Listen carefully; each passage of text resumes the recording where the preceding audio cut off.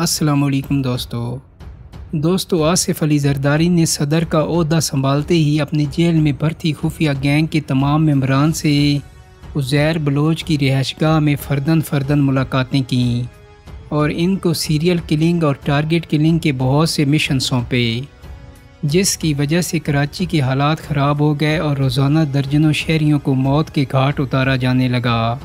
لیاری وار gang اور Peoples امن committee میں تو جیسے ایک لمبی جنگ چھڑ گئی اور پورے کراچی میں نو گو ایریاز بن گئے۔ بھتے کی پرچیاں بڑے تسلسل سے کاروباری لوگوں تک پہنچنے لگیں۔ زرداری نے اپنے قریبی سیاسی دوستوں کو مجرموں کے پالنے اور ان کی سرپرستی کر کے گینگ بنانے کی ترغیب دی اور سندھ کے وزیر داخلہ ڈاکٹر ذوالفقار مرزا سے ان سب کو ملوا کر پولیس کے تعاون کی یقین دہانی بھی کروا دی۔ بہت جلد سندھ کا چپا چپا نیٹو اسلحے سے لیس ڈاکوؤں سے بھر گیا۔ انڈس ہائی وے پر سفر کرنا مشکل ہو گیا۔ بہت سے ڈاکوؤں کو ان سیاستدانوں نے اکٹھا کر کے ان کے گینگ بنائے اور ان کو جدید ترین مہلک اسلحہ فراہم کر کے ان کو اپنی پرائیویٹ فوج کا درجہ دے دیا اور ان سے اپنے سیاسی مخالفین کو بھی ٹھکانے لگوانا شروع کر دیا۔ گینگ تو بے شمار بنے، لیکن سب سے زیادہ مشہور آغا سراج درانی کا بنایا ہوا چھوٹو گینگ تھا۔ اس کا سربراہ غلام رسول عرف چھوٹو تھا اور اس گینگ نے سندھ پولیس کی اینٹ سے اینٹ بجا کر رکھ دی اور آخرکار جنرل رحیل کے ہاتھوں اپنے انجام کو پہنچا۔ اقتدار سنبھالتے ہی زرداری نے صدر الدین ہاشوانی اور میاں منشا سے رابطہ کیا۔ ہاشوانی سے ان کی ملکیت میریٹ ہوٹلز کی چین خریدنے کی خواہش ظاہر کی اور میاں منشا سے نشاط گروپ اور MCB بینک خریدنا چاہا۔ میاں منشا نے ایک بھاری رقم تاوان دے کر جان چھڑوائی اور دبئی شفٹ ہو گیا، جبکہ ہاشوانی فوری طور پر لندن نکل گیا اور زرداری کو ہوٹل کی چین دینے سے انکار کر دیا، کیونکہ ہاشوانی کو سلطان رائی کا قتل بڑی اچھی طرح سے یاد تھا۔ زرداری کی کچھ نشے میں لڑائی جھگڑے اور گول گپاڑے پر ہوٹل سے بے عزت کر کے نکالے جانے کی بری یادیں اسلام آباد کے میریٹ ہوٹل سے وابستہ تھیں اور زرداری جیسے شیطان کے سامنے انکار کرنے کی جرأت ایک گالی تھی۔ 20 ستمبر 2008 کی رات میریٹ ہوٹل کے داخلی راستے کے آگے سے ایک ڈبل کیبن گاڑی آہستگی سے گزری۔ یہ گاڑی ایک بہت بڑے ڈمپر ٹرک کو راستہ دکھا رہی تھی۔ تھوڑا سا ہی آگے جا کر گاڑی رک گئی اور اس میں سے ایک شخص نے اپنے پیچھے آنے والے ٹرک کو بائیں سمت میں مڑ کر ہوٹل کی پارکنگ میں جانے کا اشارہ کیا۔ وہ شخص دوبارہ گاڑی میں بیٹھا اور گاڑی تیزی سے آگے کو چل دی۔ پیچھے آنے والا ٹرک ہوٹل کی پارکنگ میں مڑ گیا۔ یہ ٹرک TNT بارود سے بھرا تھا، جسے ایک افغانی پٹھان خود کش حملہ آور چلا رہا تھا۔ ہوٹل کے پارکنگ سٹاف کو ایک بڑی گڑبڑ کا اندازہ ہو گیا اور اس کے ساتھ ہی ہوٹل سٹاف نے اس بارودی ٹرک کو روکنے کی سر توڑ کوشش کی۔ ایک گارڈ نے فوراً پوزیشن لی اور ٹرک کے اگلے ٹائر پر فائر کر دیا۔ جب افغانی ڈرائیور نے دیکھا کہ آگے جانا ناممکن ہے اور کسی بھی لمحے وہ کسی گارڈ کی گولی کا نشانہ بن سکتا ہے، تو اس نے اپنی بارودی خودکش جیکٹ کا بٹن دبا دیا۔ اس کی جیکٹ کو آگ تو لگ گئی، لیکن کوئی بڑا دھماکہ نہ ہوا۔ اتنے میں ایک گارڈ نے اس کو گولی بھی مار دی۔ ان سب نے مل کر اس کی جلتی ہوئی لاش ٹرک سے باہر نکالنے کی بہت کوشش کی، مگر کامیاب نہ ہو سکے۔ ایک گارڈ نے آگ بجھانے والا سلنڈر لا کر بہت سا فوم سپرے کیا، لیکن بارودی کیمیکل کی آگ نہ بجھ سکی اور ٹرک کے کیبن میں آگ پھیلنے لگی۔ کچھ گارڈز نے ہوٹل کے اندر جا کر شور مچایا اور لوگوں کو ہوٹل کے پچھلے راستے سے نکالنے کی کوشش کی۔ تقریباً 5 منٹ کے وقفے سے آگ ٹرک کے پچھلے حصے تک پہنچ گئی اور پھر ایسا خوفناک دھماکہ ہوا کہ اسلام آباد کے مکینوں نے کبھی سوچا بھی نہ ہوگا۔ 4 منزلہ ہوٹل میں ہر جگہ آگ بھڑک اٹھی اور تمام شیشے چکنا چور ہو گئے۔ دھماکے کی جگہ پر 60 فٹ چوڑا اور 20 فٹ گہرا ایک خوفناک گڑھا پڑ گیا۔ اس حادثے میں 54 لوگ ہلاک اور 266 لوگ زخمی ہوئے اور یوں ہاشوانی کو زرداری کو انکار کرنا کافی مہنگا پڑا۔ زرداری دور پاکستان میں صنعت و زراعت کے لیے بھی بہت بھیانک ثابت ہوا۔ لوڈ شیڈنگ بڑھتے بڑھتے 22 گھنٹہ روزانہ تک جا پہنچی۔ یہ وہ بدترین وقت تھا جب پاکستان کی تمام تر انڈسٹری بند ہونے پر آ گئی۔ زرداری کو $63 ملا، جو اس کے دور حکومت کے اختتام پر $100 کی حد عبور کر گیا۔ پٹرول $50 فی لیٹر ملا، جو $117 تک بیچا گیا۔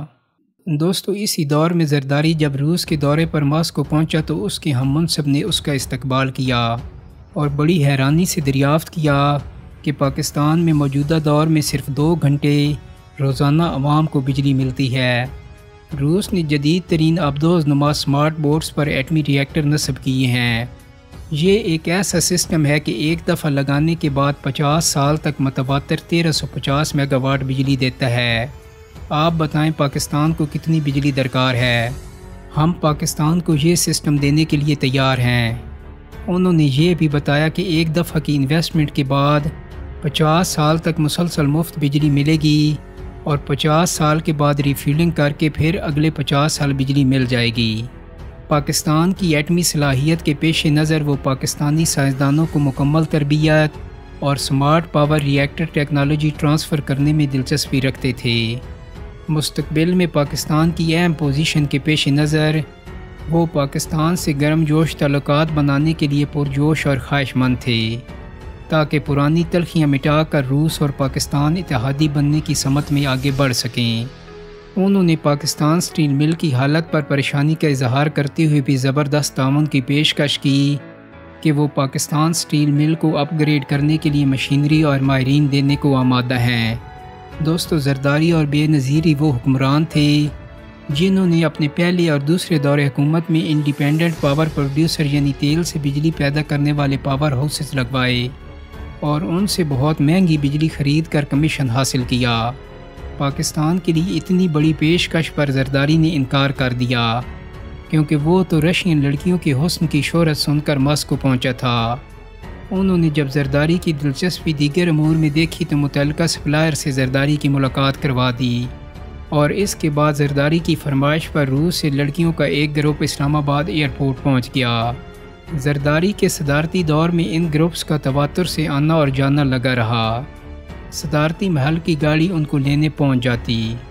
امیگریشن حکام کو سختی سے ہدایت کی گئی تھی کہ ان کی آمد و رفت کا ریکارڈ مت رکھا جائے اور کسی کی مجال نہیں تھی کہ زرداری کے حکم کی خلاف ورزی کا سوچ بھی سکتا۔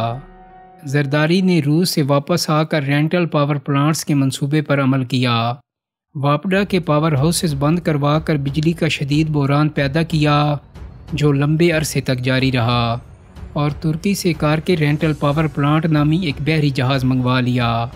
اس کی کیپیسٹی تقریباً 80 میگا واٹ تھی لیکن کاغذات میں اس کو 220 میگا واٹ ظاہر کر کے اس سے 43 روپے فی یونٹ بجلی کی خریداری کا معاہدہ کیا گیا۔ اس ڈیل میں آزاد کشمیر کے وزیر اعظم کے بیٹے کو سامنے رکھا گیا اور اس کو 5 لاکھ روپے ماہانہ سیلری پر رکھ لیا گیا اور اسی طرح کے مزید رینٹل پاور ایگریمنٹ کر کے پاکستان کی اکانومی کو کاری زخم لگائے گئے۔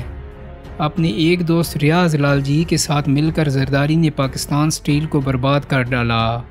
جنرل مشرف کے آخری سال میں پاکستانی سٹیل ملز کا منافع 6 ارب روپے تھا۔ تمام سٹور خام مال سے بھرے ہوئے تھے اور پاکستان سٹیل مل کے اکاؤنٹ میں 22 ارب روپے موجود تھے اور پاکستان سٹیل مل نے کسی کو کوئی قرض نہیں دینا تھا۔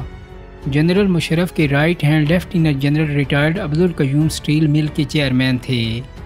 زرداری نے اپنے پارٹنر ریاض لال جی کے مینیجر معین آفتاب شیخ کو پاکستان سٹیل مل کا مینیجر مقرر کر دیا اور پاکستان سٹیل مل اپنے عروج سے زوال پذیر ہو کر 200 ارب روپے کے خسارے کے بعد بلا آخر بند ہو گئی۔